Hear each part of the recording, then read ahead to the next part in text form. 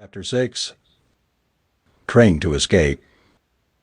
As the train rumbled on, Dr. Whitmore and Sophie found a secluded compartment where they could discuss the revelations from Canada. Dr. Whitmore retrieved his phone, intent on sharing the footage that unraveled the mysteries hidden beneath the surface. Sophie's eyes widened. "You had footage," she blurted out. "Why didn't you go public with it?" Dr. Whitmore replied, "They had somehow known about the footage and promised to make sure its credibility would be brought into question. Without Dr. Anderson it would be exceedingly difficult to fight accusations like that." Sophie excitedly said, "But the footage alone should give you credibility. The scientific field has accepted less. Biologists have only captured a giant squid maybe a couple of times out of the corner of the video, and that's accepted." Dr. Whitmore shook his head while quietly agreeing with her. "I know, but if you have anything to do with an out-of-place or out-of-time artifact, the archaeological field will either ignore it, shame you, or outright call it fake, and you a liar. It takes years of dedication, peer review, and basically the most prestigious archaeologists to all agree with you.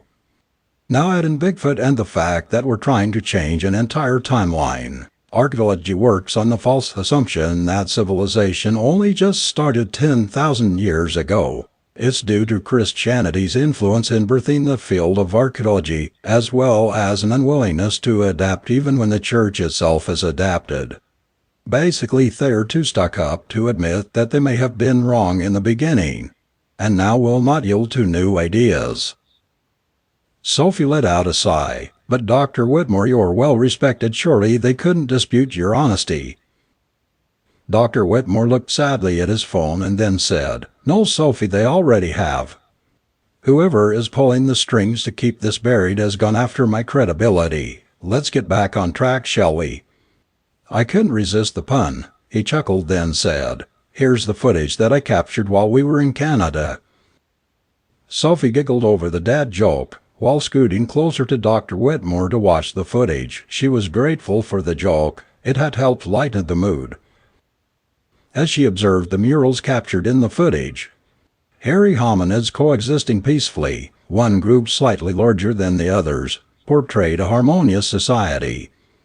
Abruptly, the murals took a darker turn, revealing a semi-clothed, hairless figure, a possible human antagonist, maybe a close relative, but systematically eliminating the hairy humanoid species.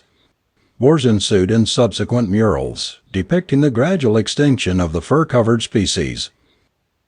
Dr. Whitmore paused the footage on a particular mural that gripped their attention. A species akin to Sasquatch, their heads hung low, in sadness, while others were keeping a watchful eye on the horizon. The scenes portrayed these beings retreating into caves, abandoning their once great city, the city that they had been to in Canada. Sophie pondered the implications. "It seems we were the aggressors, the ones who drove these beings into hiding. Sasquatch chose to avoid us and hide rather than harm other living beings." Dr. Whitmore nodded. "Indeed, it raises questions about our own history, the aggression that led to their retreat, and the ancient wars hinted at in these murals. I suspect that it may be the extinction of Neanderthal at our hands that made them fearful of us." Just then an idea popped into Sophie's mind and she explained, "Dr. Whitmore, if they were this advanced that far back in time, a time when we were just starting out, couldn't they still be around? Wouldn't this explain sightings to this day, as well as a lot of their attributed abilities? Such as their abilities to seemingly vanish into nothing. If they were not aggressive, maybe they allowed their technology to follow a path of harmony instead of war. Maybe they developed technologies to stay hidden. We must look like savage beasts to them." As they delved into this hypothesis, Dr. Whitmore said, "I think you may be correct. I had the same thought myself. I just can't figure out why humans would be trying to cover this up." Sophie said, "The men we encountered are part of a secret organization to protect and control the narrative of knowledge. They believe that with knowledge comes power, and that it's their duty to steward the world into the direction they choose, so this discovery would definitely be a threat to their power." Dr. Whitmore looked at her inquisitively. Sophie just shrugged and said, "The internet." Smiling back at Dr. Whitmore. He shook his head, accepting her explanation, and told her, "That makes more sense than anything else lately. I don't know how to tell you this next part any other way. No matter where we go, I believe the both of us will be in danger. I spotted one of the hooded men going into a classroom as we were leaving my office. That is what sparked my sudden decision to bring you along." Sophie, with a smile, and her beautiful gray eyes looked at him, said, "Dr. Whitmore, is this the part where you try to tell me that the adventure is going to be too dangerous, and that I should stay home?" "That is not going to happen. This is going to be the adventure of a lifetime. How could I pass that up? Besides, I have it on good authority that my archaeology classes are cancelled at least for a month or so till they find a new teacher." "I can't guarantee your safety," Dr. Whitmore said. "I just want you to know that I will do my best to keep you safe, but we may both perish in the end." "I know, and I know you will keep me safe," Sophie said, while gently taking Dr. Whitmore's hand in hers, telling him, "I trust you. And I know we'll get to the bottom of this and get everything back to the way it should be." Just then the train's intercom came on: "Next stop, 241 Street." Dr. Whitmore realized they needed to work on what to do next. He said to Sophie, "We need to leave our phones behind. If you have contacts, I suggest you write them down and back your phone up online before clearing it. If we make it through this in one piece, I'll have your backups. I have to stop at the bank to withdraw my savings." Sophie nodded in a trusting acceptance, then added, "You know him from New York. This might work out well. My family is very wealthy. I will go ask for some funds in person while you're heading to the bank. I can give them a story about an archaeological expedition to South America that I'm invited on while the university is looking for a new professor." She smiled at Dr. Whitmore and continued, "I'll let them know that I'll need all new gear, and I will be responsible for most of my own expenses since the expedition had not originally planned from my arrival. They should have no problems giving me a substantial amount of funding for this." Sophie, still grinning, then added in, "I'll even tell them that I will need a secure satellite phone, since I will not have cellular reception in the jungles of a foreign country." Dr. Whitmore gave a little chuckle. "And here I was worried about bringing you along and dragging me down. That will work out very nicely, and satellite phones are not easily tracked, especially secure ones. While you're there, it will also give me time to find an old friend and get us fake credentials, passports, and pretty much anything we'll need to go incognito globe-trotting."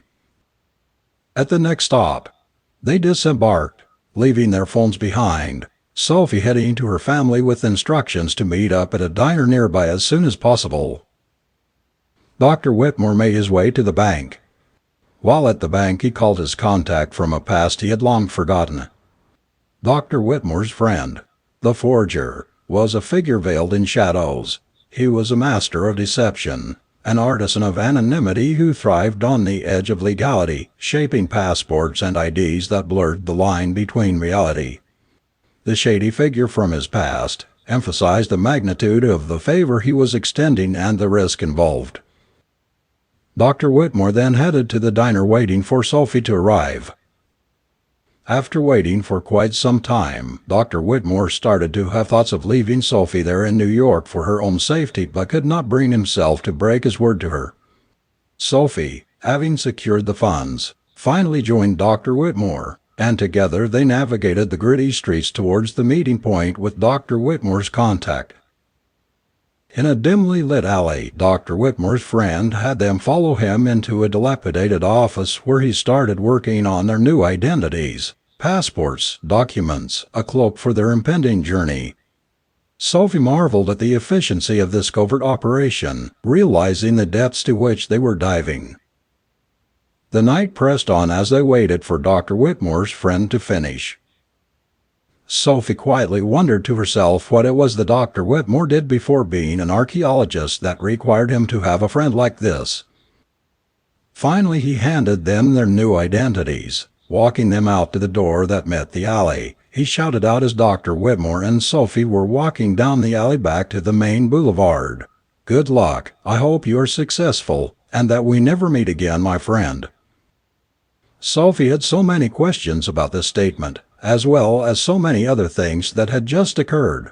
She wisely had decided to remain silent, figuring if he had wanted to tell her about it he would have.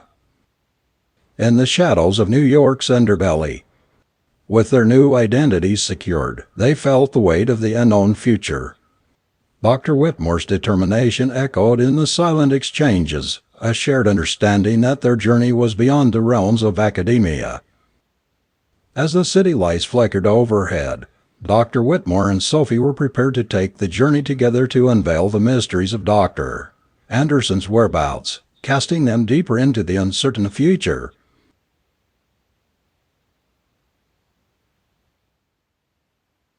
If you like this chapter or any other chapters, please press the like button and subscribe to get updates and hear the next chapters as soon as they go up.